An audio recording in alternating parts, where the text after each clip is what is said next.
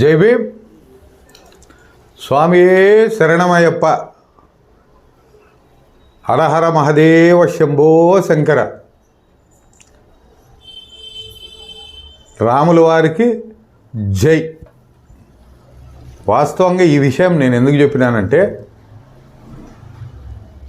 నేను శివభక్తుడిని. First of all ఈరోజు కొంతమంది అయ్యప్ప మాల వేసుకొని నేను అయ్యప్ప స్వామి గుడికి రాముని గుడికి ఏదో వ్యతిరేకం చేస్తున్నానని చెప్పేసి మాట్లాడుతున్నారే, ఇది చాలా హాస్యాస్పదంగా ఉంది. అయ్యా, నేను గుళ్ళకి గోపురాలకి మసీదులకి చర్చులకి వ్యతిరేకం కాదు. అది ముఖ్యంగా మీరు గుర్తుపెట్టుకునల్లా. భూ కబ్జాదారుల నుంచి ప్రభుత్వ భూమిని కాపాడాలా అని చెప్పేసి నేను స్టేట్మెంట్ ఇవ్వడం అనేది జరిగింది. ఈరోజు గుడి కడతాం, గోపురాలు కడతాం అని చెప్పేసి ప్రభుత్వ స్థలాన్ని కబ్జా చేసి మీరు నా వీడియో బయటకు వచ్చి అది వైరల్ అయిన తర్వాత మేము గుళ్ళు కడతాం, గోపురాలు కడతాం అన్న సంతోషం. మీరు గుడి కట్టండి, నేను చందా ఇస్తా, ప్రతి గుడికి చందా ఇస్తా. ఎందుకంటే నేను కూడా పరమభక్తుడిని. మీకు ఎంతవరకు తెలుసో తెలియదు కానీ నేను గురుస్వామిని. అయ్యప్ప మాల చాలాసార్లు వేసిన వ్యక్తిని నేను. బట్ మీకు తెలియని విషయం ఏంటంటే, తెలిసి తెలియని మిడిమిడి జ్ఞానంతో వాళ్ళు చెప్పిన మాటలు వీళ్ళు చెప్పిన మాటలు వినకున్నట్టు స్వతహాగా మీ ఆలోచనతో మీ ఆలోచన విధానంతో ఒక్కసారి మాట్లాడండి.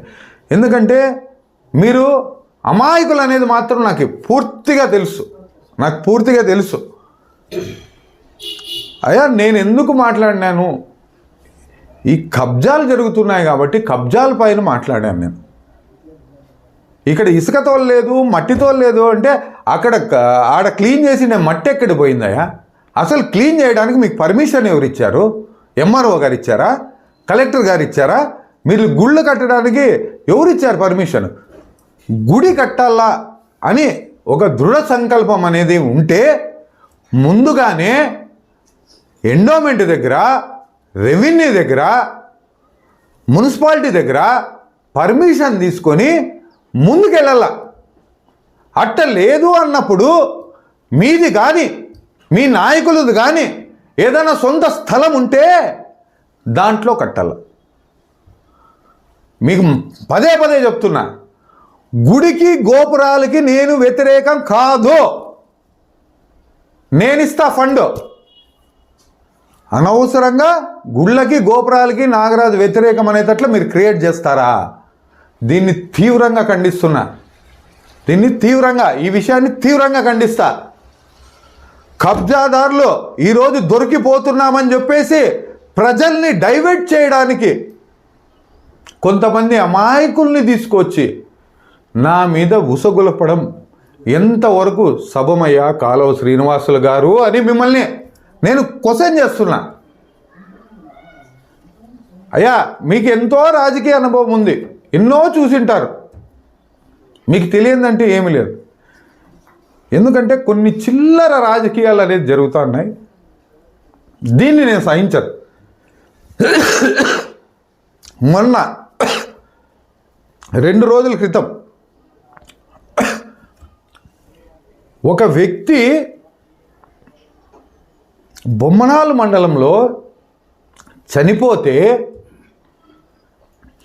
ఆయన పోస్ట్ మార్టం చేపించి అయిపోయేంత వరకు దగ్గరుండి ఆయన్ని నేను అతని స్వగ్రామానికి తీసుకెళ్ళి దహన సంస్కారాలు అయ్యేంత వరకు నేను అక్కడే ఉన్నా. ఆయన మాజీ ఎమ్మెల్యే గారు, ఆయన పేరు కాపు రామచంద్రారెడ్డి గారు వచ్చాడు. సంతోషం. చనిపోయిన తర్వాత కాపు రామచంద్రారెడ్డి అయినా రావాల్సిందేదే, కాలువ శ్రీనివాసులు అయినా రావాల్సిందేదే, మెట్టు గోవిందరెడ్డి గారు అయినా రావాల్సిందేదే. వాళ్ళ కార్యకర్త అయినప్పుడు లేదా ఆ మనిషి పైన అభిమానం ఉన్నప్పుడు ఎవరైనా వస్తూ ఉంటారు. పక్కన మేమిద్దరూ నిలబడితే నేను దండేసకపోతే ఆయన పక్కనున్నాడు. ఆ ఫోటో తీసి దాన్ని మార్కింగ్ చేసి మీరు పెడితే ఆయన స్క్రిప్ట్ ఇస్తే నేను చదువుతానంట. కొంతమంది తెలివి ఉండి మాట్లాడతారో తెలివి లేక మాట్లాడతారో ఒకటి గుర్తుపెట్టుకోండి. 2009లో రాజకీయాల్లోకి వచ్చిన వ్యక్తి రామచంద్రారెడ్డి.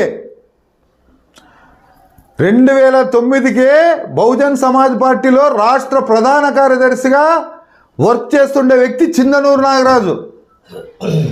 ఆయన కన్నా మోస్ట్ సీనియర్ పర్సన్. స్క్రిప్ట్లు కావాలంటే మీకైనా ఇస్తా, ఎవరికైనా ఇస్తా. స్క్రిప్ట్ నేను రాయించుకోవాల్సిన పనిలే. స్క్రిప్ట్ రాయడంలో నాకు చాలా అనుభవం ఉంది, చాలా ఎక్స్పీరియన్స్ ఉంది. ఒకడు స్క్రిప్ట్తో పనిచేసే వ్యక్తిని కాదు, నిజాలు బయట పెట్టే వ్యక్తిని. ఈరోజు ప్రజా సమస్యలపైన నేను మాట్లాడుతున్నానని కొంతమంది చిల్లర విధవలతో, చిల్లర కార్యకర్తలతో నువ్వు ఈ విధంగా మాట్లాడిస్తున్నావే, నీకు ఇది సబబా? ఇది నీకు తగునా? నీ ఎక్స్పీరియన్స్ ఎంత? నువ్వెంత? నువ్వు ఎంత ఎన్నోసార్లు ఎన్నో పదవులు అనుభవించిండే ఎక్స్పీరియన్స్ నీకుందే. ఇది మంచి పద్ధతా అని నేను ప్రశ్నిస్తున్నా. అయ్యా, ఏదన్నా ఉంటే మీరు చేసే అన్యాయాలు అక్రమాలు మానుకోండి, అంతవరకే. కానీ ఇలాంటి చిల్లర రాజకీయాలు దయచేసి చేయొద్దండి. మీకు 2 చేతులు ఎత్తి నేను జోడిస్తున్నా. ధైర్యంగా ఇప్పుడు గుడి కట్టాలనుకుంటున్నారు, కట్టండి, నేను వద్దంటున్నానా? దానికి ఒక హద్దులు ఏర్పరచండి. నువ్వు ఎకరా ఇస్తావా, 2 ఎకరాలు ఇస్తావా, 10 సెంట్లు ఇస్తావా, 20 సెంట్లు, ఒక హద్దుని ఏర్పరచు. పొద్దున్నే పట్ట పాస్బుక్ ఇప్పి, పొద్దున్నే డీపారం పట్ట ఇప్పి, దానికి ఇప్పించి చెయ్యి. ముందుగా ఎందుకు చేస్తావు? ముందుగా చేస్తే ఏమనుకుంటారు?